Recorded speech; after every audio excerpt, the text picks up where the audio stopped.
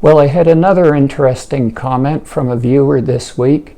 It was a person who needed to use 2 canes, and they asked me how should they present that information to Social Security. And I see a lot of people who don't understand the importance of this sort of thing and who don't really go about it the right way. So I decided to make a video on the topic of what Social Security calls assistive devices. And I'm going to provide a link to the Social Security's listing of impairments where they talk about assistive devices. It's section 1.00C6. And assistive devices include devices that are worn or are handheld or which the person sits in. Worn devices are mostly prostheses and splints, such as artificial limbs, an artificial leg for someone who's had an amputation, or a brace for someone who has a problem with the joint, or a splint for someone who has a problem with the joint, or a nervous system problem like carpal tunnel syndrome. Handheld assistive devices include canes, walking sticks, crutches, walkers, and scooters, those things that you kneel on with one leg and push yourself along with the other leg.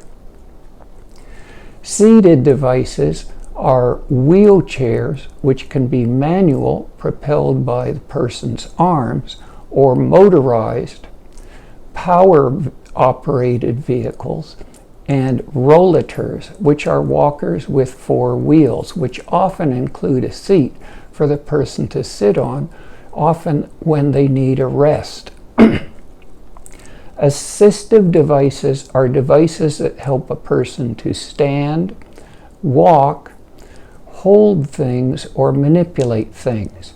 They don't include medical devices like CPAP devices to help a person breathe while sleeping, a nebulizer to provide medication to the lungs for conditions like asthma or COPD, or an oxygen concentrator, which is one of those devices people with low blood oxygen wear to provide them with extra oxygen.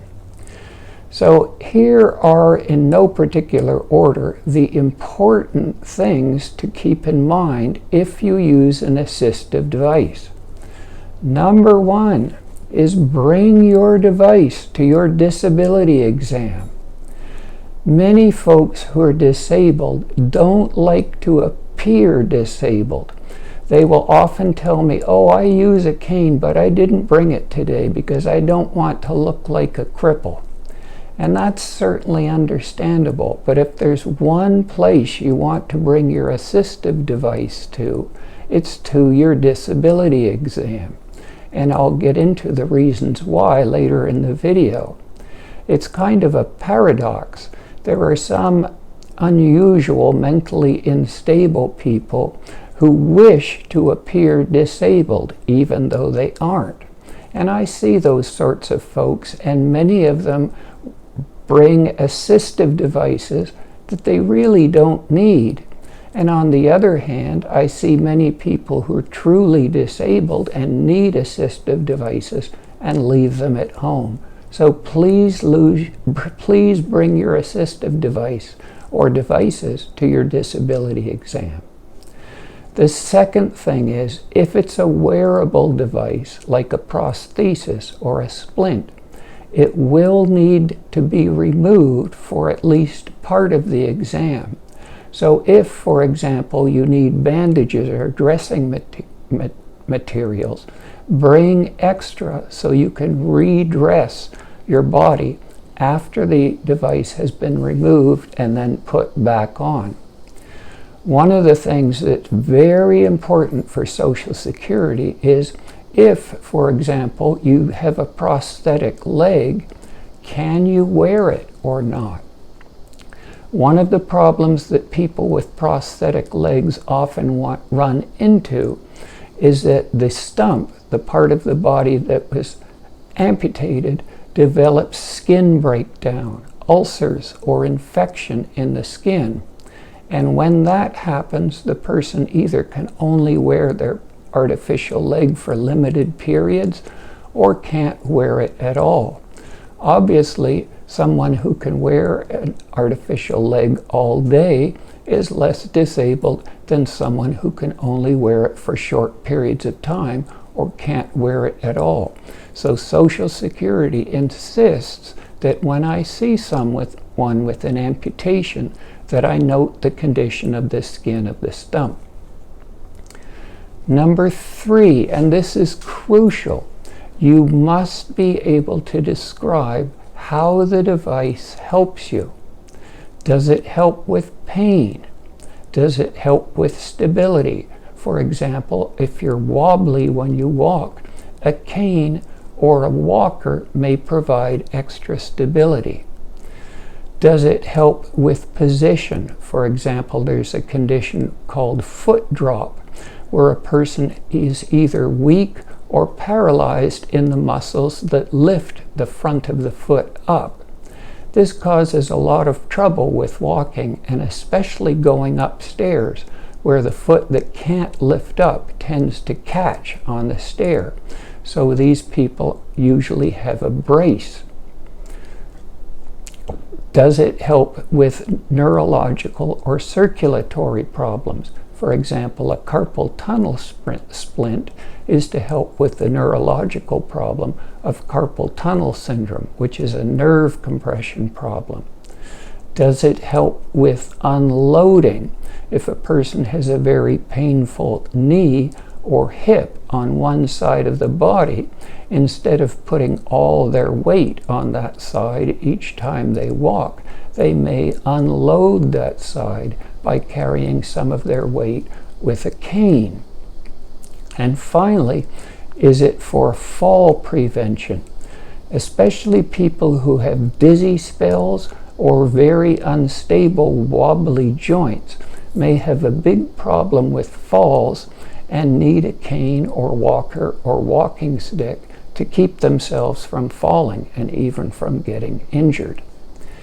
Next, if somebody's using an assistive device such as a cane or walker, Social Security wants to know, do you use it for standing or walking or both?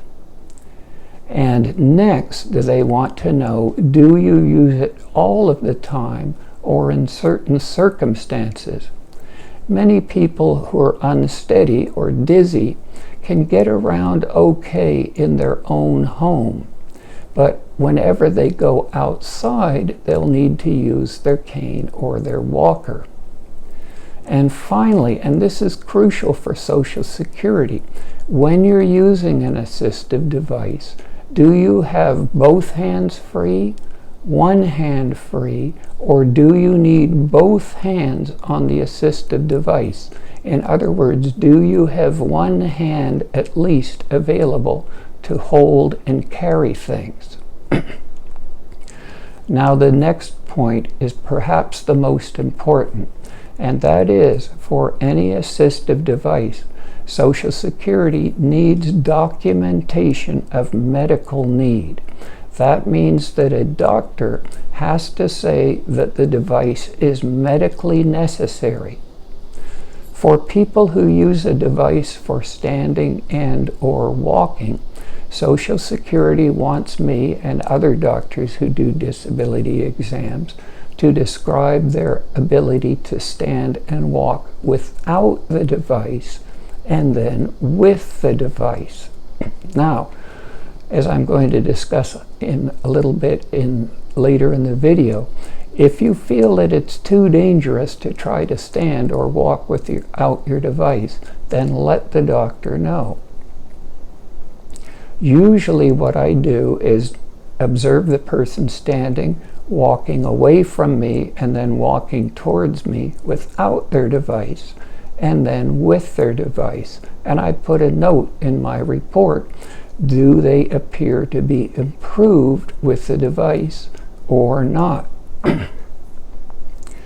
Another crucial thing that many people are unaware of. Many people think that you can only have an assistive device count for Social Security if it's prescribed by a doctor. And that's absolutely not the case. And Social Security says that in the listing of impairments. Your device does not need to be prescribed by a doctor. It can be, but you could buy it at the drugstore or from Amazon. Or even, as I've seen in a few instances, you could go out in the woods, cut a tree limb, and make it into a walking stick. I, not too long ago, had a man who looked like he was straight out of Duck Dynasty, who came in with a homemade walking stick, and sure enough, he definitely needed it, and I put that in my report. As long as it's medically necessary, that's what counts, not whether a doctor prescribed it or not. Now, here's a crucial point. What if the reason for your assistive device is for fall prevention? Often people will have dizzy spells. They'll be normal most of the time, but they'll have sudden spells where they get dizzy and have trouble standing upright. And of course, whenever you go to see the doctor, you won't have one of those spells. Just like people who have intermittent episodes of irregular heartbeat, the minute they walk into the doctor's office, their heart beats normally. Now here's the thing. If you use a cane or a walker for intermittent dizzy spells, then you're not really going to need it for normal standing and walking. And when the doctor observes you standing and walking, the doctor won't see any evidence that you need the cane or walker. So you must explain that the cane or walker is used to prevent falls.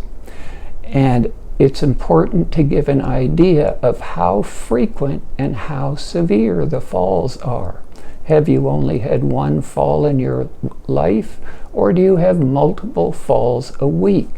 Have you always been able to catch yourself when you start to fall, or have you had bruises, scrapes, lacerations that needed stitches, even broken bones or concussions? I recently had a woman who told me that she used an assistive device for fall prevention, and I asked her about falls, and she showed me her forearm, which had a big bruise from a fall she'd taken in the previous week. Obviously, that person needs an assistive device. Now I want to talk a little bit more about safety. The last thing I want is a person falling and hurting themselves in the office during a disability exam. I can generally assess whether it's safe for a person to stand or walk without their assistive device, but if a doctor ever asks you to stand or walk without it and you think it would be dangerous or that you might fall, please let them know.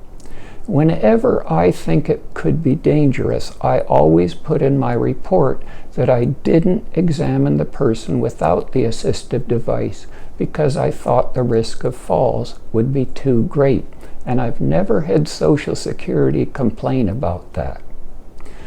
Finally, one more time, if you use a cane, walker, splint, etc., bring it to your disability exam. I've had many people who didn't.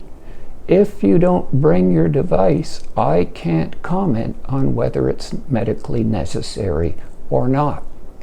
Well, I hope this has been helpful. Please keep the suggestions and comments coming in. And as always, remember, if it happens, it's possible.